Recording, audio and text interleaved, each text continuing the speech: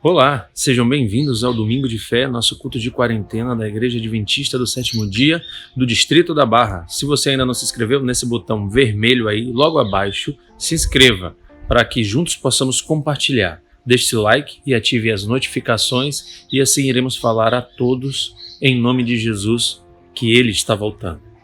Vejam como é grande o amor que o Pai nos concedeu, sermos chamados filhos de Deus, o que de fato somos. Por isso, o mundo não nos conhece, porque não o conheceu. Isso está escrito em 1 João, capítulo 3, verso 1. Hoje eu estava pensando sobre um assunto muito interessante. O povo brasileiro é lindo. É uma das razões para isso é que somos formados por muita miscigenação de raças, inúmeras cores, sotaques e costumes que resultam em uma riqueza materializada na diversidade. Ao mesmo tempo que somos diferentes, somos iguais.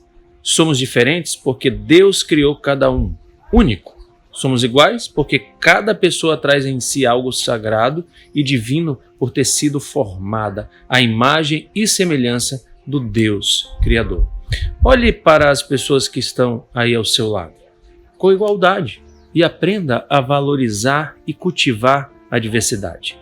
Esse é o caminho para você conseguir amar como Jesus deseja e exaltar ao Criador como Ele deseja. Este é o meu desejo nesta noite para você, em nome de Jesus.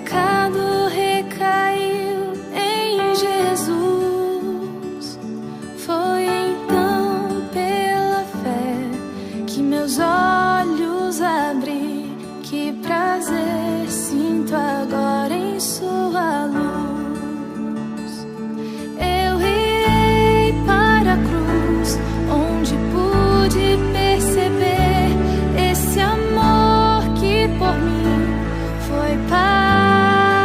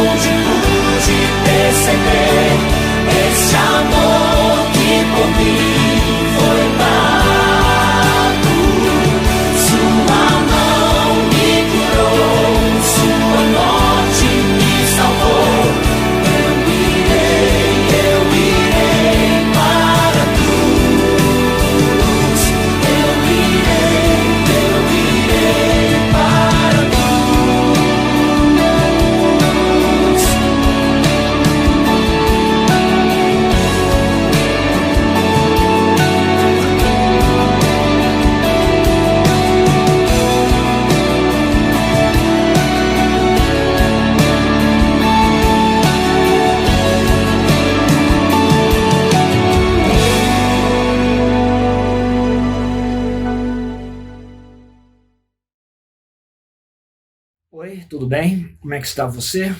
Espero que tudo esteja bem na sua vida, pelo menos no aspecto espiritual. Mas nós sabemos que todos nós temos que crescer, melhorar e crescer em Cristo Jesus. Eu desejo a você, nesse encontro, que Deus te abençoe muito, que Ele faça o seu rosto resplandecer sobre você e sua família. Que Deus te dê a paz, te perdoe os seus pecados e te dê um novo coração, pronto para morar lá na Cidade Santa para todos sempre. Nós, nessa ocasião, nesse encontro, falaremos um assunto que é de fundamental importância para o preparo para a crise final. A mensagem de hoje se baseia no livro de Ezequiel, capítulo 8. Se você quiser pegar a sua Bíblia e ler na sua Bíblia, fique à vontade. Eu lerei aqui Ezequiel 8, do verso 5 em diante, que diz assim: Ele me disse: Filho do homem, levanta agora os olhos para o norte. Levantei os olhos para lá, e eis que do lado norte, à porta do altar, estava esta imagem dos ciúmes à entrada. Disse-me ainda: Filho do homem, vês o que eles estão fazendo? As grandes abominações que a casa de Israel faz aqui, para que me afaste do meu santuário? Pois verás ainda maiores abominações. Ele me levou à porta do átrio. Olhei, e eis que havia um buraco na parede. Então me disse: Filho do homem, cava naquela parede. Cavei na parede, e eis que havia uma porta. Disse-me: Entra e vê as terríveis abominações que eles fazem aqui. Entrei e vi. Eis toda forma de répteis e de animais abomináveis, e de todos os ídolos da casa de Israel, pintados na parede em todo o redor. 70 homens dos anciãos da casa de Israel, com Jazanias, filho de Safã, que se achava no meio deles, estavam em pé diante das pinturas, tendo cada um na mão seu incensário, e subia o aroma da nuvem de incenso. Então me disse: Viste, filho do homem, o que os anciãos da casa de Israel fazem nas trevas, cada um nas suas câmaras pintadas de imagens? Pois dizem: O Senhor não nos vê, o Senhor abandonou a terra. Disse-me ainda: Tornarás a ver abominações que eles estão fazendo. Levou-me à entrada da porta da casa do Senhor, que está do lado norte, e eis que estavam ali mulheres assentadas, chorando a Tamuz. Disse-me: Vês isto, filho do homem? Verás ainda abominações maiores do que estas. Levou-me para o átrio de dentro da casa do Senhor, e eis que estavam à entrada do templo do Senhor, entre o pórtico e o altar, cerca de 25 homens, de costas para o templo do Senhor, e com o rosto para o oriente, adoravam o sol, virados para o oriente. Você está vendo aqui que, na época do profeta Ezequiel, o povo de Israel não estava apenas abandonando o caminho do Senhor. Eles estavam servindo outros deuses. E tudo isso eles faziam escondidos. Isso era um pecado oculto. Tanto é que Deus teve que levar Ezequiel, levando-o por atalhos, situações que ninguém via, o povo não via, não estava a público, mas ali ele encontra um buraco na parede. E encontra então o quê? Ele começa a cavar, ele começa a quebrar a parede. Ele acha uma porta. E quando ele abre essa porta, ele vê muitos homens adorando imagens de todos os tipos de répteis, todos os tipos de animais abomináveis. E os homens pegavam incenso, aquilo que era para ser usado para Deus, porque as orações são simbolizadas no incensário.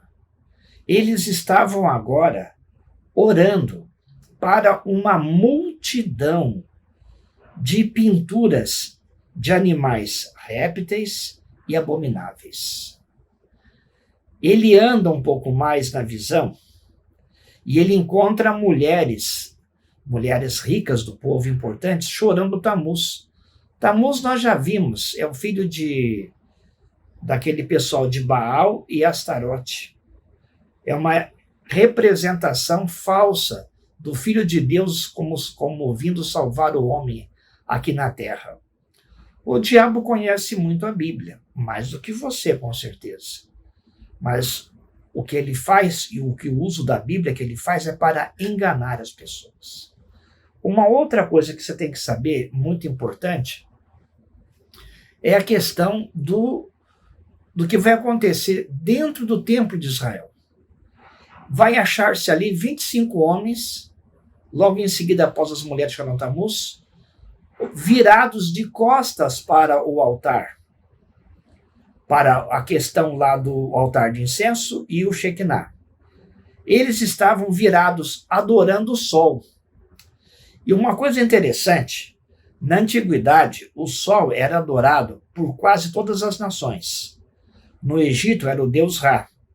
Então, a ordem que Deus deu, que quando o santuário fosse montado lá no deserto, ele deveria ser colocado exatamente de tal forma que a pessoa, quando entrasse no santuário, ela não visse o sol, nem nascente e nem poente.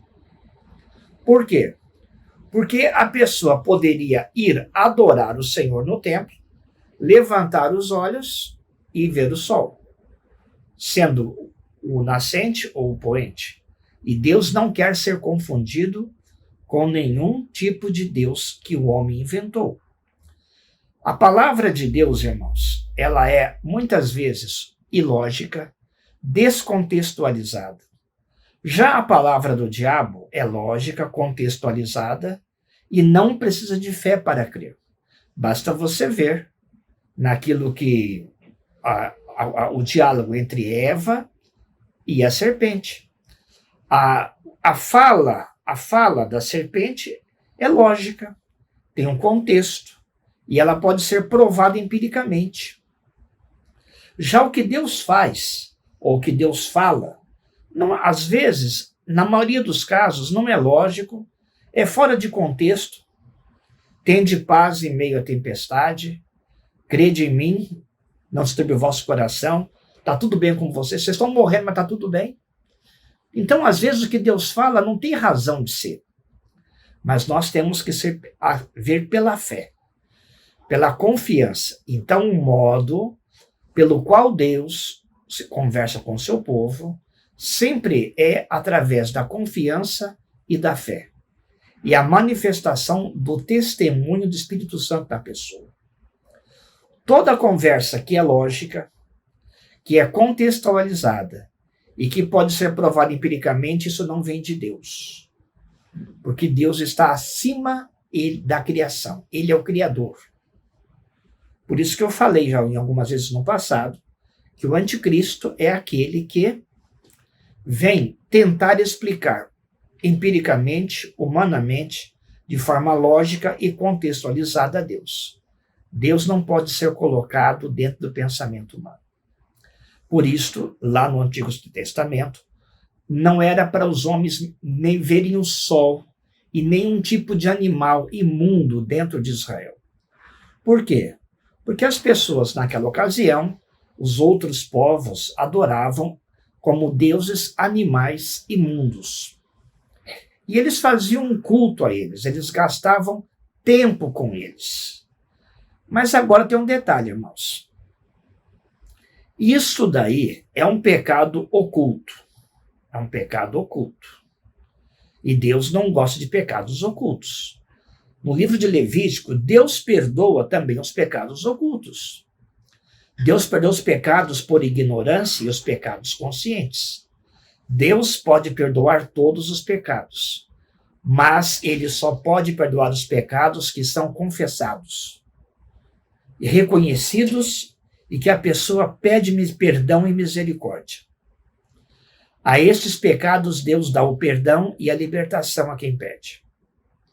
Ali estava a nata da elite de Israel, adorando deuses falsos, adorando o sol, adorando, chorando Tamuz.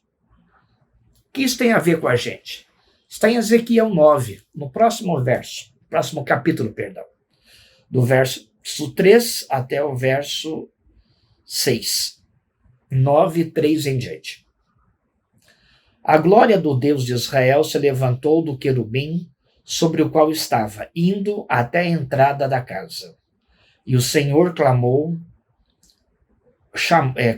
ao homem vestido de linho, que tinha um estojo de escrevedor à cintura, e lhe disse: passa pelo meio da cidade, pelo meio de Jerusalém, e marca um sinal à testa dos homens que suspiram e gemem por causa de todas as abominações que se cometem no meio dela.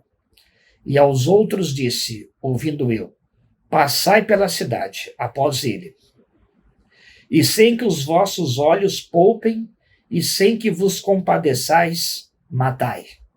Matai a velhos, a moços e a virgens, a crianças e a mulheres, até exterminá-los. Mas a todo homem que tiver o sinal, não vos chegueis. Começai pelo meu santuário. Aqui nós temos uma representação de uma visão que no contexto de Jerusalém, naquela cidade de Deus, ali está o povo adorando escondido, e alguns não tão escondido, Tamuz, o sol e muitos deuses. O pecado oculto. O castigo está para chegar.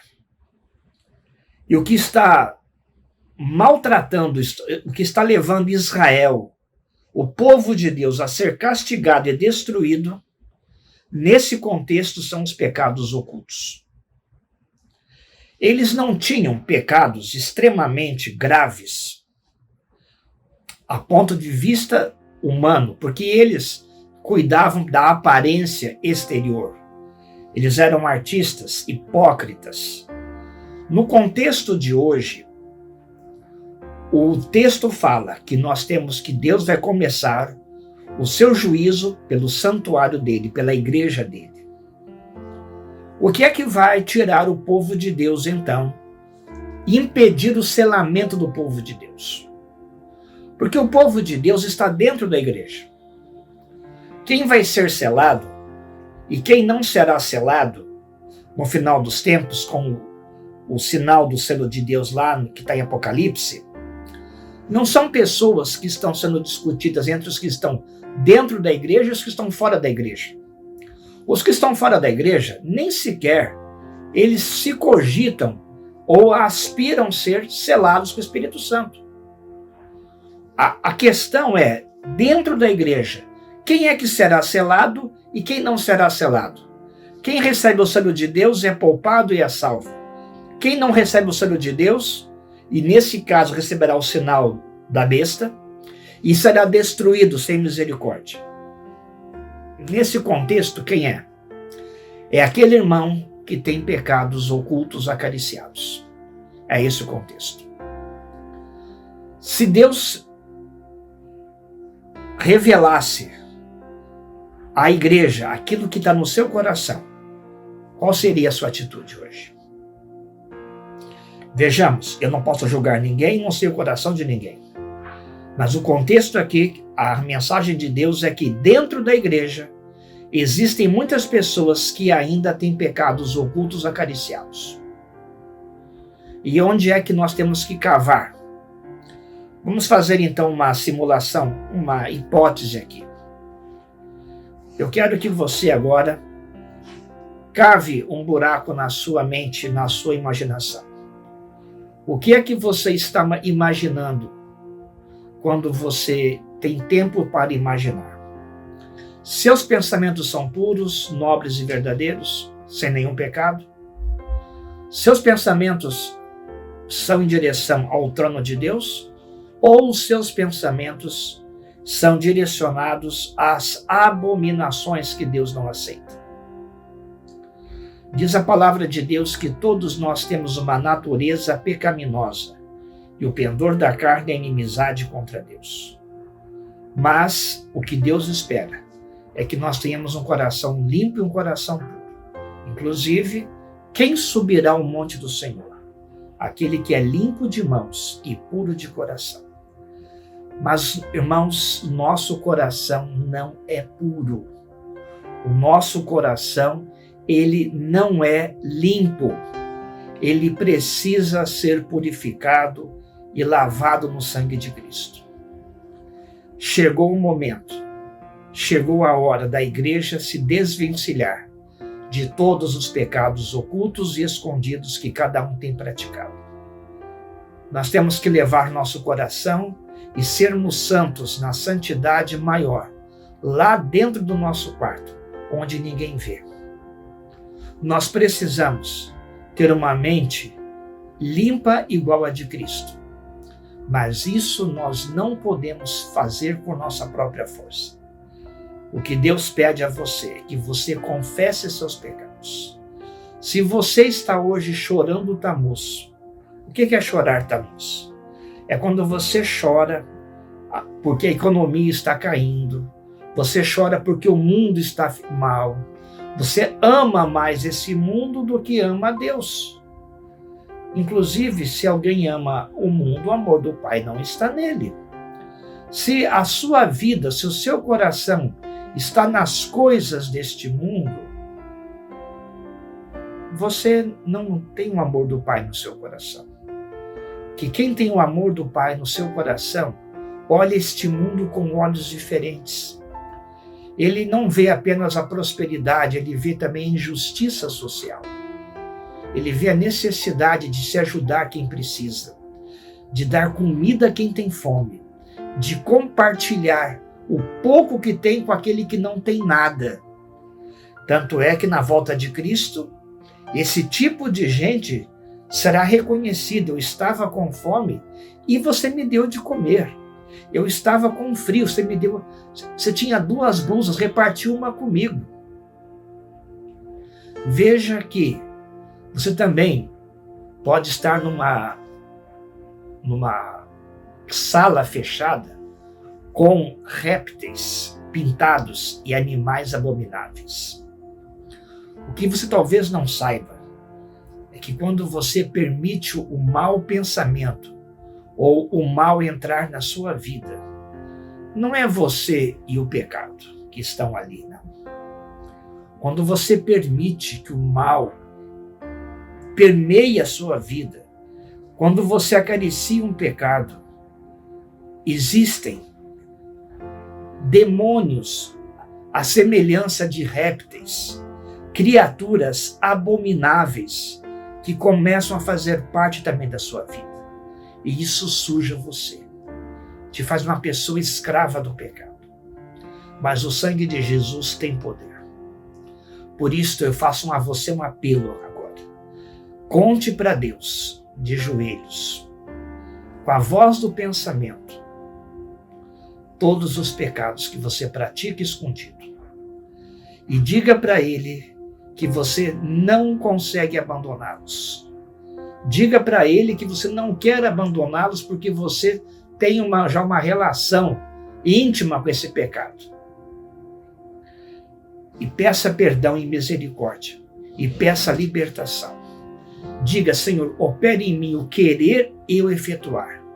Coloque em mim a vontade de deixar de pecar. Coloque em mim a vontade e o poder de não pecar. E que eu abra mão de tudo quanto é pecado na minha vida. E você, então, terá apresentado a Deus o seu coração do jeito que realmente ele é.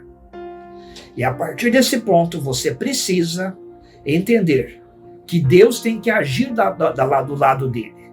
A sua parte é buscar, clamar, pedir misericórdia. Quando ele vai te libertar, eu não sei. Mas ele prometeu que aquele que vem a mim, de modo nenhum lançarei fora.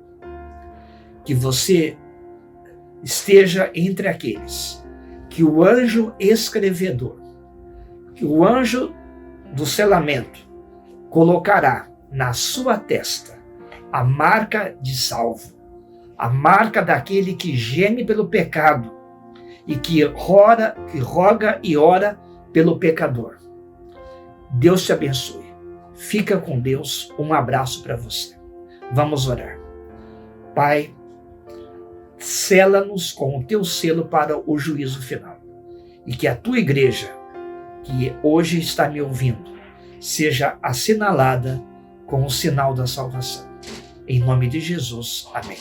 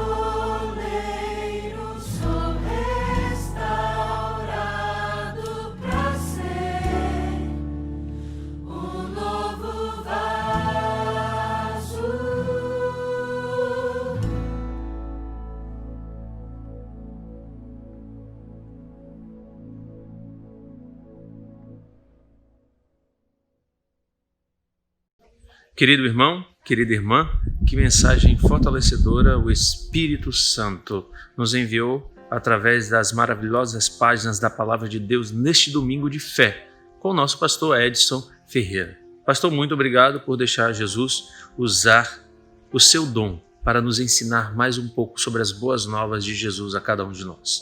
Querido amigo, querida amiga, se você ainda não se inscreveu, tem um botão vermelho logo abaixo. Se inscreva para que eu e você possamos compartilhar e assim também deixar o nosso like, para que possamos assim ativar as nossas notificações para alcançar o máximo de pessoas que precisam ouvir palavras de fé, amor e esperança. Apenas acione esse botão vermelho. Se inscreva e vamos espalhar a boa nova da volta de Jesus a todos. Querido ouvinte, obrigado por sua presença neste culto online. E não se esqueça, enquanto estivermos em quarentena, nossas lives sempre estarão acontecendo às 20 horas de domingo e às 20 horas na quarta-feira. Que Jesus lhe dê paz nessa semana. E não se esqueça de convidar a todos, compartilhando e deixando o seu like. Até o próximo culto, nesta quarta-feira, às 20 horas, em nome de Jesus. Até lá. Amém.